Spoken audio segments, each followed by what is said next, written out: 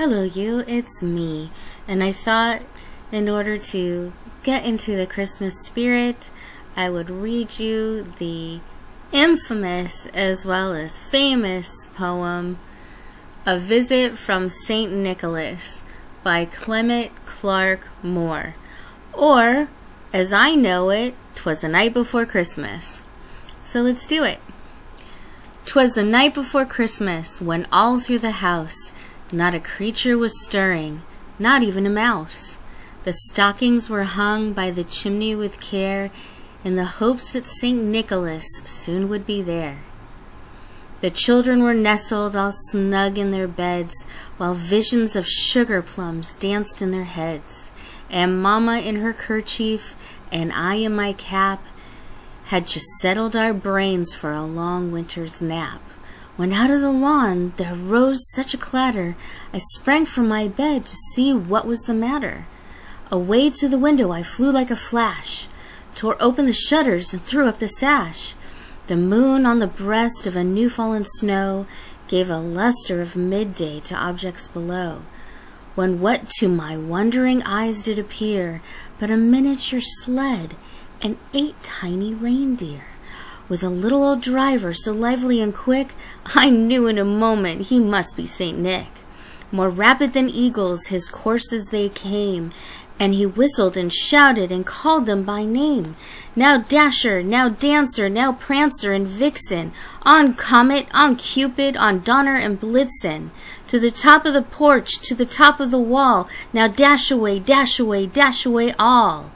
As leaves that before the wild hurricane fly, when they met with an obstacle, mount to the sky. So up to the housetop the coursers they flew, with a sleigh full of toys and St. Nicholas too. And then in a twinkling I heard on the roof the prancing and pawing of each little hoof. And I drew in my head and was turning around. Down the chimney St. Nicholas came with a bound. He was dressed all in fur from his head to his foot, and his clothes were all tarnished with ashes and soot. A bundle of toys he had flung on his back, and he looked like a peddler just opening his pack. His eyes, how they twinkled, his dimples, how merry. His cheeks were like roses, his nose like a cherry. He droll little mouth with his drawn up like a bow, and the beard on his chin was as white as the snow. The stump of a pipe he held tight in his teeth, and the smoke it encircled his head like a wreath. He had a broad face and a little round belly that shook when he laughed like a bowl full of jelly. He was chubby and plump, a right jolly old elf, and I laughed when I saw him in spite of myself. A wink of his eye and a twist of his head soon gave me to know I had nothing to dread.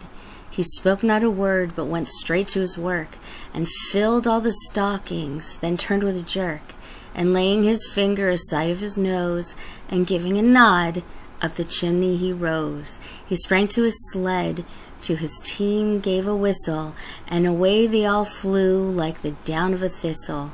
But I heard him exclaim, ere he drove out of sight, "Happy Christmas to all, and to all a good night."